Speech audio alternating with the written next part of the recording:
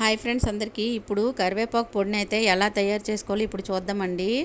ఈ వీడియోని ఎక్కడ స్కిప్ చేయకుండా పూర్తిగా చూడండి, అప్పుడే మీకు క్లియర్గా అర్థమవుతుంది.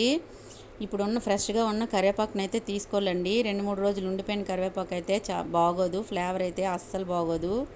ఇప్పుడు చూసారు కదా, స్టవ్ పైన ఒక ప్యాన్ పెట్టుకొని ఫ్రెష్గా ఉన్న కరివేపాకుని అయితే వేయించుకోవాలండి. ఏ విధంగా వేయించుకోవాలంటే, ఆ కరివేపాకు అనేది చల్లగా అయిపోయిన తర్వాత చేత్తో నలిపితే పౌడర్లా మారిపోవాలండి. ఆ విధంగా అయితే ఫ్రై చేసుకోవాలి. ఫ్రై చేసుకున్న కరివేపాకుని అయితే ఒక పక్కన ఒక ప్లేట్లో తీసుకోవాలండి. సేమ్ మళ్ళీ అదే కళాయిలో 2 స్పూన్ల ధనియాలు అయితే వేయించుకోవాలండి. దోరగా వేయించుకున్న ధనియాలను కూడా ఒక పక్కన తీసుకోవాలి. మళ్ళీ అదే కళాయిలో ఇప్పుడు చూసారు కదా, 2 స్పూన్ల శనగపప్పు అయితే అందులో మళ్ళీ వేయించుకోవాలండి. దోరగా శనగపప్పు వేయించుకున్న తర్వాత ఒక 20 వరకు ఎండుమిరపకాయలు అయితే తీసుకోవాలండి. ఎండుమిరపకాయలు కూడా సేమ్ ముందు ఎలా వేయించుకున్నామో అదే విధంగా ఎండుమిర్చి కూడా ఫ్రై చేసుకోవాలండి. చెప్పాను కదండి కరివేపాకు ఎలా ఫ్రై చేసుకోవాలనేది, ఇప్పుడు చూపిస్తున్నాను కదా, ఈ విధంగా అయితే ఫ్రై చేసుకోవాలండి. అప్పుడే మనకి ఫ్లేవరు, టేస్టు అన్నీ బాగుంటాయి.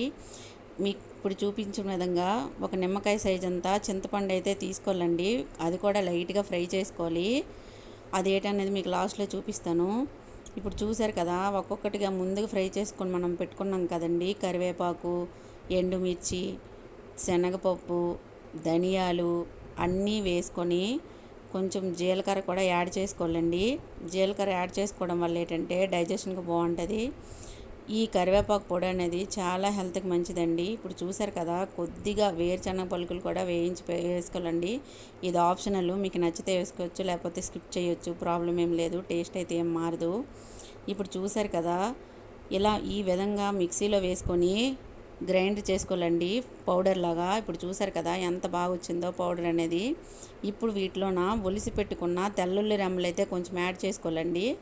అవి యాడ్ చేసుకున్న తర్వాత మరొకసారి మిక్సీ అనేది గ్రైండ్ చేసుకోవాలి. అప్పుడు ఫైన్గా పౌడర్ అయితే తయారవుతుంది. చెప్పాను కదా, చింతపండు కొంచెం చేసుకోవాలని. ఒక నిమ్మకాయ సైజ్ అంత అంటే సరిపోతుందండి.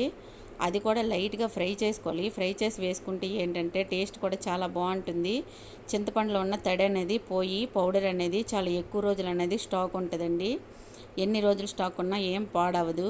చూసారు కదా, ఇప్పుడు లాస్ట్లోనైతే సాల్ట్ అయితే యాడ్ చేసుకుంటున్నాము. సాల్ట్ ఎంత మీ టేస్ట్కి ఎంత సరిపోతే అంత యాడ్ చేసుకోవాలండి. అప్పుడే మీ ఫ్లేవర్కి తగినట్టు వస్తుంది. చూసారు కదా, ఇప్పుడు మొత్తం అంతా మిక్సీ కొట్టిన తర్వాత ఇప్పుడు చూసారు కదండి, చక్కగా ఫైన్గా పౌడర్ అయితే అయిపోయింది. ఇప్పుడు ఒక ప్లేట్లో తీసుకున్న తర్వాత అయితే చూస్తున్నారు కదా, ఇలా చేసుకొని తినండి. టేస్ట్ అయితే చాలా బాగుంటుంది. ఈ వీడియో కనుక మీకు నచ్చినట్లయితే లైక్ చేయండి, షేర్ చేయండి, సబ్స్క్రైబ్ చేయండి. టేస్ట్ అయితే అదిరిపోద్దండి. వేడివేడి అన్నంలో వేసుకొని తింటే మాత్రం super. Thank you for watching. Bye bye.